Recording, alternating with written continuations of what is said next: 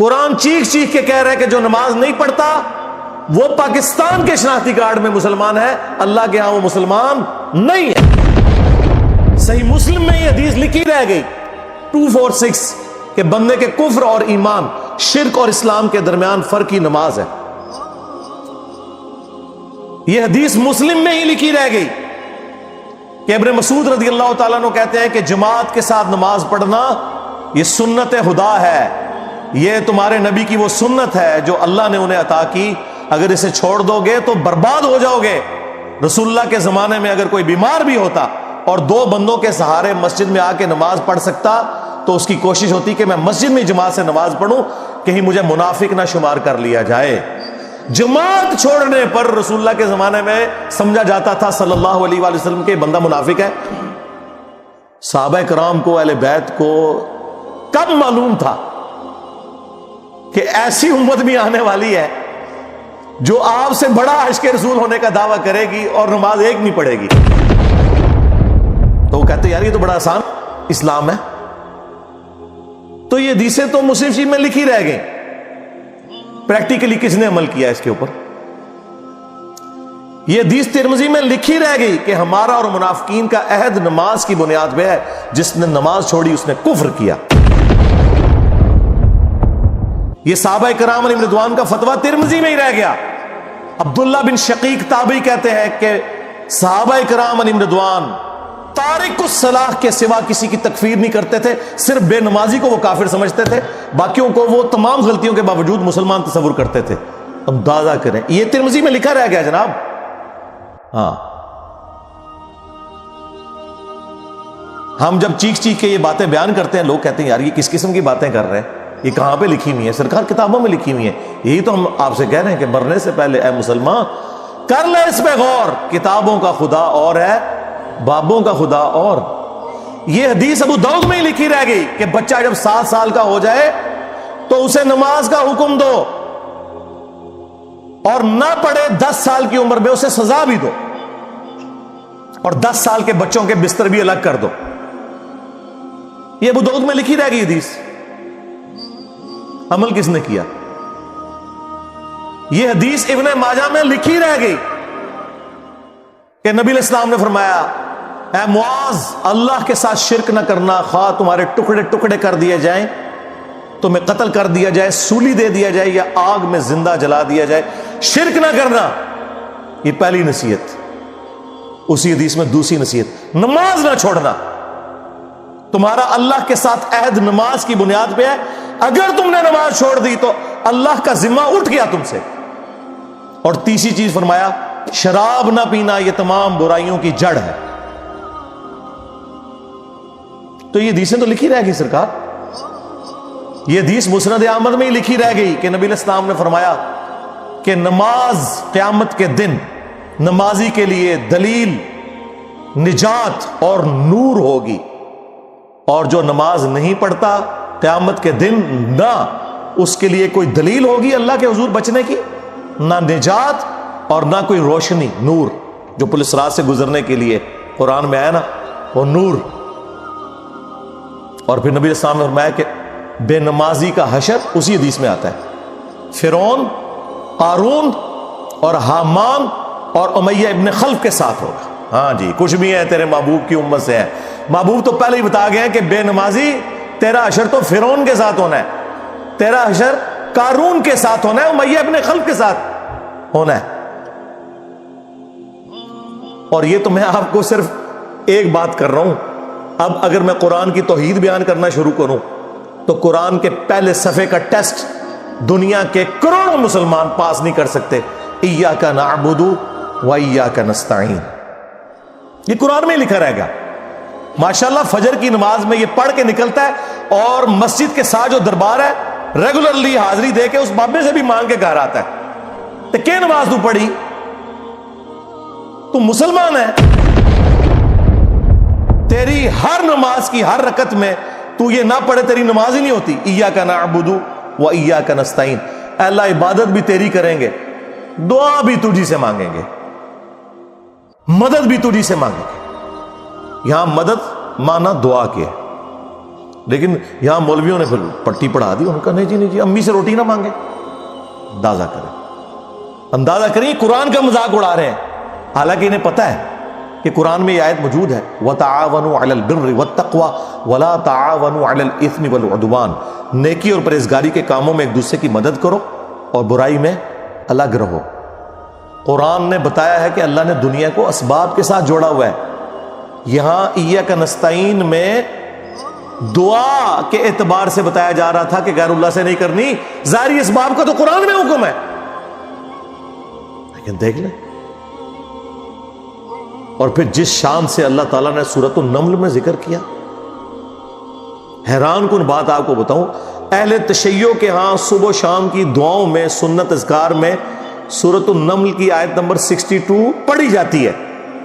ترجمہ نہیں کبھی کسی نے پڑھا، اور ہمارے جن اسٹوڈنٹس نے پڑھا جو شیعہ مکتب سے تعلق رکھتے تھے، کیونکہ میں نے اس آیت کو اتنی دفعہ کوٹ کیا، انہوں نے کہا ہم تو یہ صبح شام پڑھتے ہیں، ترجمہ پڑھا تو انہوں نے کہا یار یہ آیت پڑھ کے بھی سب سے زیادہ شرک ہم کر رہے تھے، کیونکہ اس آیت کے اندر کیا لکھا ہے؟ اَمَّن يُجِيبُ الْمُضْطَرَّ إِذَا دَعَاهُ، بھلا بتاؤ کون ہے جو تکلیف میں گھرے ہوئے شخص کی فریاد کو سنتا ہے، وَيَكْشِفُ السُّوءَ، اور اس سے اس کی برائی کو، تکلیف کو دور کر دیتا ہے، وَيَجْعَلُكُمْ خُلَفَاءَ الْأَرْضِ، اور تمہیں اگلوں کا خلیفہ کرتا ہے زمین پر، تمہارے ماں باپ کے مرنے کے بعد تمہارے مرنے کے بعد تمہاری اولاد کو. اَإِلَٰهٌ مَّعَ اللَّهِ، کیا اللہ کے ساتھ کوئی اور معبود بھی ہے؟ قَلِيلًا مَّا تَذَكَّرُونَ، لیکن بہت کم ہی تم نصیحت حاصل کرتے ہو. بالکل صدق اللہ العظیم، بہت کم لوگوں نے نصیحت حاصل کی. اس آیت میں کلیئر کٹ لکھا ہے کہ جو اللہ کے سوا کسی اور سے دعا کرتا ہے گویا وہ اسے خدا بنائے ہوئے ہے. یا علی مدد کا مطلب سادہ نہیں ہے، اس کا مطلب ہے کہ آپ نے مولا علی کو اللہ کے مقابلے پر خدا تصور کر دیا. نہیں جی ہم تو انہیں اللہ کا بندہ مانتے ہیں. نہیں جناب، قرآن تو یہ کہتا ہے کہ اللہ کا بندہ مان کے یا بغیر بندہ مان کے. جب تمہارا یہ عقیدہ ہے کہ اللہ کے سوا کوئی تمہاری تکلیف دور کر سکتا ہے، جی پیچھے اللہ ہی ہے. اچھا اللہ پیچھے رکھنے سے، یہ دیکھیں حدیث میں لکھا ہوا ہے نماز کا طریقہ. اور نہیں جی ہمارے امام صاحب نے بھی تو وہی کچھ بتایا نا، پیچھے تھے اتنے بھی نبی علیہ السلام نے. نبی علیہ السلام پیچھے رکھنے کے لیے، میرے نبی صاحب ہے ہی کوئی نہیں، تیرے بابے تھے شاہ ہی کوئی نہیں. اللہ پیچھے، رسول پیچھے، آگے تمہارے بابے. عزتیں اویل کی ہیں تم نے اللہ اور اس کے رسول کے نام کے اوپر، چندے کھائے ہیں تم نے رسول اللہ کے نام کے اوپر صلی اللہ علیہ وآلہ وسلم. سواریاں سوار کی ہیں تم نے مکے اور مدینے کے نام کے اوپر، اور غداری کی ہے اپنے دین کے ساتھ. ممبروں پہ چڑھ کے کہتے ہو قرآن و حدیث ڈائریکٹ نہ پڑھنا، گمراہ ہو جاؤ گے. واہ، یہ کوئی یہودی یا نصرانی آ کے بات کرے ہم منہ توڑ دیں. جس طرح آج آگ لگانے کے اوپر قرآن کو ہمیں کتنا غصہ چڑھا ہوا ہے. تیرا مفتی ہر جمعے کو کھڑا ہو کے کہ قرآن اور بخاری ڈائریکٹ نہ پڑھنا، گمراہ ہو جاؤ گے. آگ تو یہ لگا رہا ہے، وہ آگ تو ایک دن تھی، اس سے کوئی فرق نہیں پڑا. قرآن کے ملینز آف کاپیز دنیا میں موجود ہیں، ملینز آف حافظ قرآن ہے. قرآن کو کوئی آگ نہیں لگا سکتا، دنیا سے ختم نہیں کر سکتا. اصل جو چور چھپا ہوا ہے نا وہ تیرے اندر چھپا ہوا ہے. جو یہ علماء ہیں، شیاطین، جنات اور انسانوں میں سے شیاطین،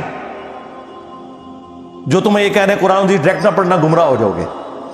اور تم کہتے ہو مفتی صاحب نے فرما دیا. سبحان اللہ. دنیا میں اگر کوئی مفتی صاحب لمبی داڑھی اور پگڑی اور ہاتھ میں تسبیح کے ساتھ آپ کو کوئی 2 نمبر چیز دے دیں، آپ ایک استری خریدنے کے لیے جائیں اپنے کپڑے کرنے کے لیے، اور اس پہ جعلی مور لگا کے وہ بندہ آپ کو وہ استری دے دے، اور آپ کو بعد میں پتہ چل جائے اس نے دھوکہ کیا ہے، تو آپ کیا کہیں گے؟ مفتی صاحب نے فرما دیا استری شریف. آپ غصے میں بھرے ہوئے جائیں گے اور کہیں گے کہ تو داڑھی رکھ کے بےایمانیاں کر رہا ہے، کہیں گے نا. تو یہ داڑھی والے جو مولوی ممبروں پہ چڑھے ہوئے جھوٹ سکھا رہے ہیں آپ کو، ان کو کبھی آپ نے کہا نہیں. آپ فرق دیکھ لیں، جہاں آپ کی دنیا کا نقصان ہوتا ہے نا، نہ آپ کو مفتی کی داڑھی نظر آتی ہے، ہو سکتا ہے آپ جا کے آگ لگا دیں اس کی داڑھی کوئی، لیکن جہاں آپ کا دین کا نقصان ہو رہا ہے آپ کہتے ہیں مفتی صاحب نے فرما دیا. وہاں لاکھ چیختے رہے کہ یار یہ مفتی صاحب آپ کو اپنے بابوں کا دین بتا رہے ہیں, کتابوں میں دین کچھ اور لکھا ہوا ہے, ٹس سے مس نہیں ہوتے.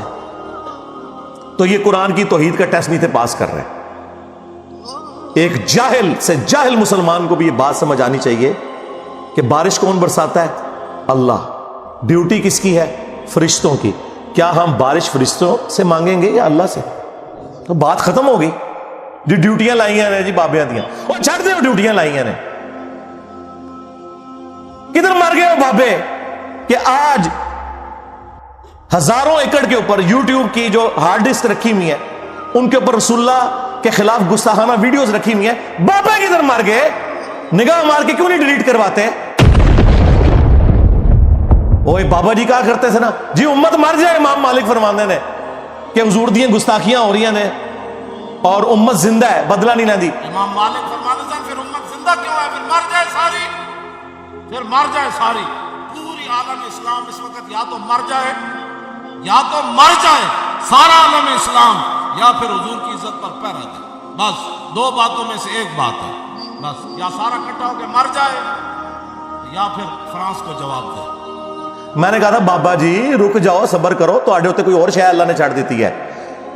امت بعد ہی مرے, پہلے تیرے بابے کیوں نہیں مر جاندے بابیا جنہاں دی ڈیوٹیاں سن؟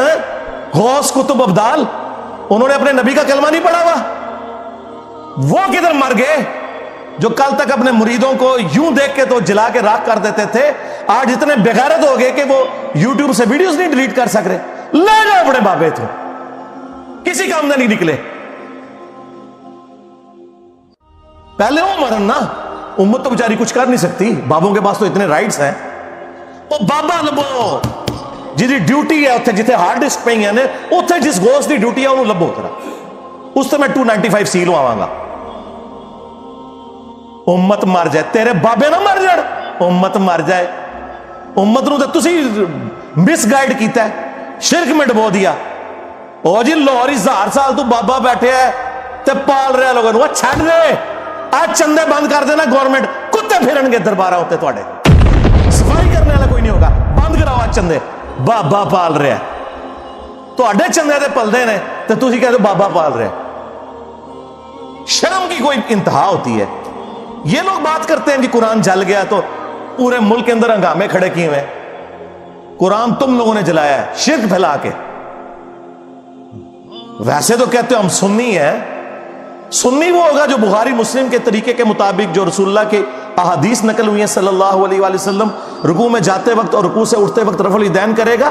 یا سنی وہ ہوگا جو اپنی پبلک کو یہ جھوٹ مشہور کرے گا کہ جی بغلے بت رکھ کے آندے سن تاں رفع الیدین ہوتا سی. واہ واہ. جس شخصیت کے ساتھیوں میں سیدنا عمر, سیدنا حمزہ, سیدنا علی جیسے دلیر اور اللہ کے شیر ہوں, اتنے لوگ بت رکھ کے تے حضور دے پیچھے آگے گلوندے سر. اب گل کرنے لی کرو کوئی, سب کچھ جھوٹ نکلیا تھوڑا. قرآن کو آگ لگ گئی کہ تسی لائیے قرآن کو آگ. آپ لوگ دشمن ہیں اسلام کے. اس سے بڑی کیا دشمنی ہوگی جو لوگوں کو کہتا ہے قرآن و سنت سے جوڑو, اس کو کہتے ہیں جی یہ لوگوں کو گمراہ کر رہا ہے, ہمارے بزرگوں سے ہٹا رہا ہے. جی بالکل اعلانیہ میں کہتا ہوں کہ میں آپ کے بزرگوں سے آپ کی پبلک کو ہٹا رہا ہوں, اس لیے نہیں کہ اپنے ساتھ جوڑوں, کیونکہ نہ تو میری کوئی چندہ بک, نہ میرا کوئی مدرسہ, ہاں نہ میری کوئی مسجد. چندے آپ کو دیں, نمازیں آپ کے پیچھے پڑھیں. ہم توڑ رہے اس لیے نہیں ہے, آپ کے بزرگ ویسے اس لیے توڑتے تھے کہ کسی سے توڑ کے اپنے ساتھ جوڑے. اصل میں نا انہوں نے یہی جرم کیا, یہ سمجھتے ہیں دوسرے بھی یہی کچھ کرتے ہیں. بندہ خود چور ہے نا, دوسرے کو ہی سمجھتا ہے. یہ آپ صحیح کہہ رہے ہیں, یہ ایسے ہی ہوتا رہا. لیکن آج جو شخص آپ پہ اللہ تعالیٰ نے مسلط کیا ہے نا, یہ شخص آپ کے بزرگوں سے توڑ کے اپنے ساتھ نہیں جوڑ رہا, یہ اس کے ساتھ جوڑ رہا ہے جس کی قبر مدینے میں صلی اللہ علیہ وآلہ وسلم. صلو علی محمد و آل محمد, اللہم صلی علی محمد و علی آل محمد.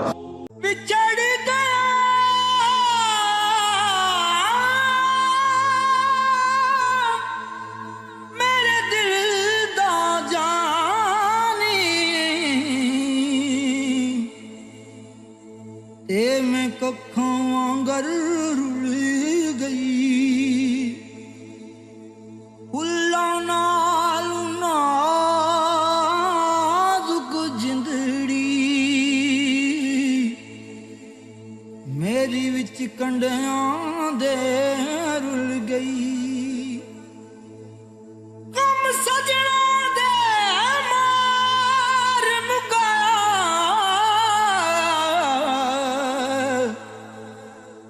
ਤੇ ਮੈਂ ਅਥਰੂ ਬਣ ਕੇ ਡੁੱਲ ਗਈ। ਇੱਕ ਮਾਇਆ ਤੇਰੀ ਯਾਦ ਨਾ ਭੁੱਲਦੀ, ਬਾਕੀ ਹਰ ਸ਼ੈ ਜਗ ਦੀ ਭੁੱਲ ਗਈ।